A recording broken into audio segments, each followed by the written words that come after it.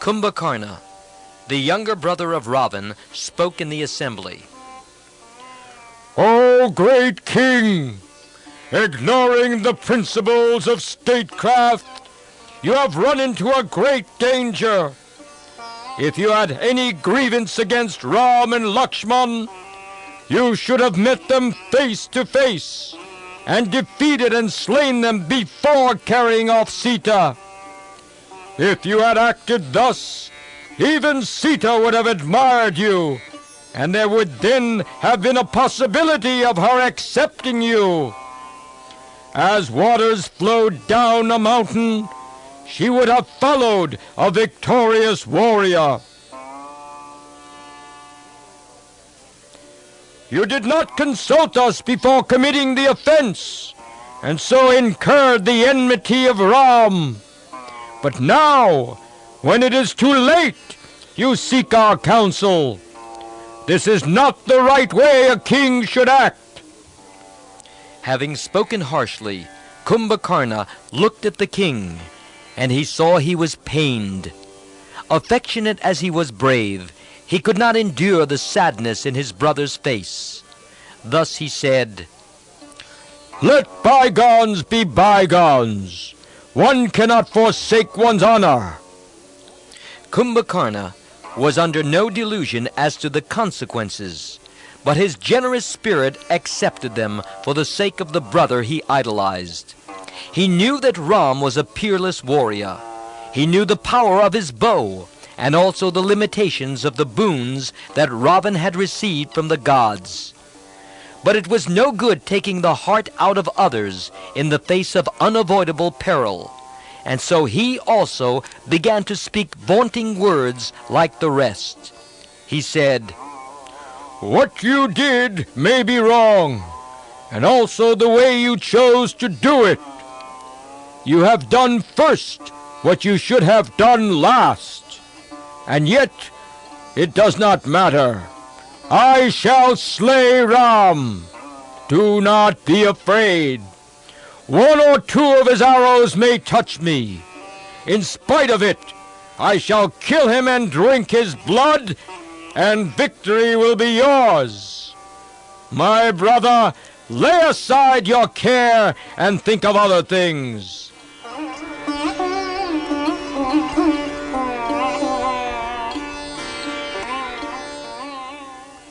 Prahasta was Ravana's chief counselor.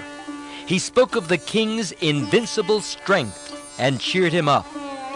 Ravana now grew enthusiastic and said, Didn't I vanquish Kubera? Didn't I drive him out and make Lanka my own? Who dares to come here and oppose me? Let him try. The assembly applauded these words. Vibishana alone did not join in the applause. He did not mind the wrath of his royal brother, for he felt it was his duty to warn him of the danger and the error of his ways. He felt bound to make his utmost effort to save him and the Rakshasa race from doom. So he stood up and spoke. You have brought Sita, and with her death for yourself and your race.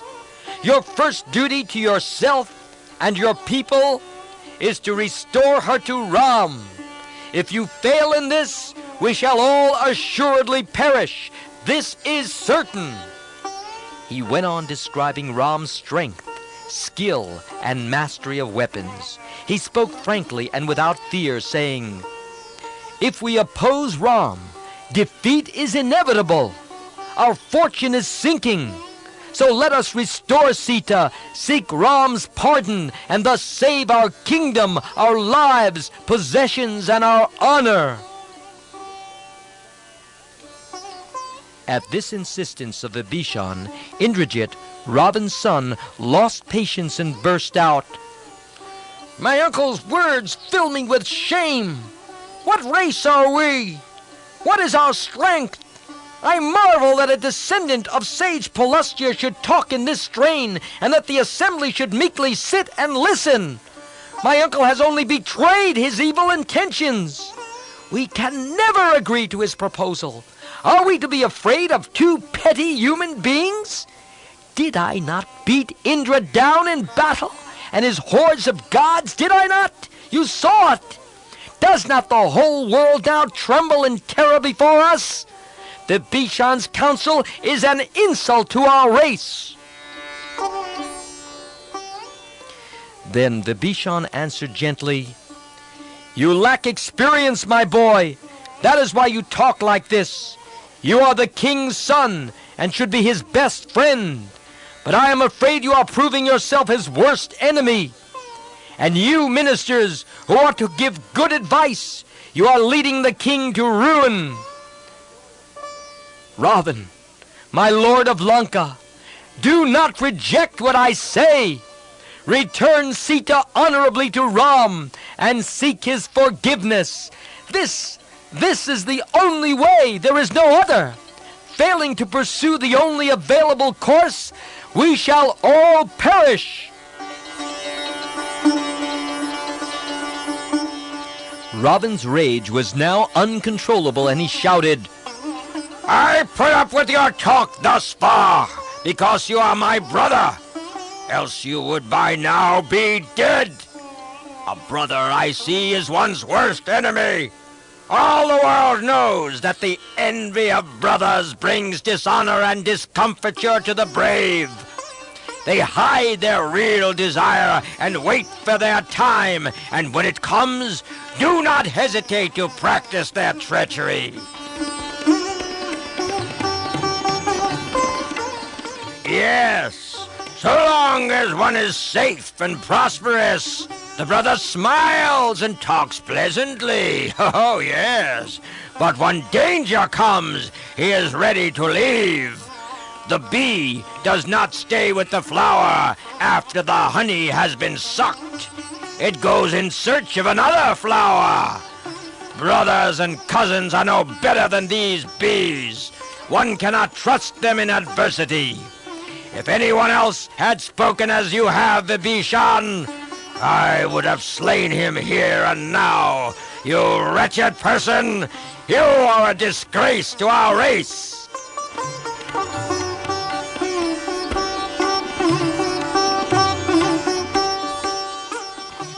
Unable to bear the insult, Vibhishan rose and said, My brother, you may speak as you please.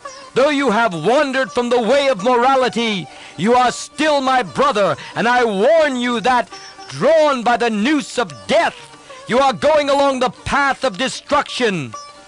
My advice, salutary but unpleasant, you reject.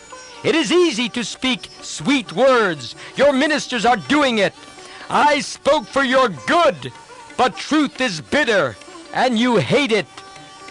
The terrible vision of Ram's arrows destroying you is before my mind's eye and makes me speak as I do. You call me your enemy. Defend your city and your life as well as you can. God bless you. But I am going. I'm leaving you. May you be happy. I thought I could serve you in your need, but you will not let me.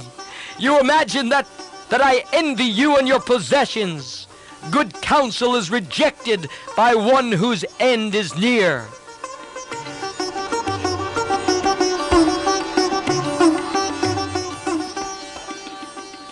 Having spoken thus, and realizing that there was no place for him in Lanka thereafter, Vibhishan renounced all his possessions. Then, rising into the sky, he proceeded straight to the spot where Ram and Lakshman were encamped.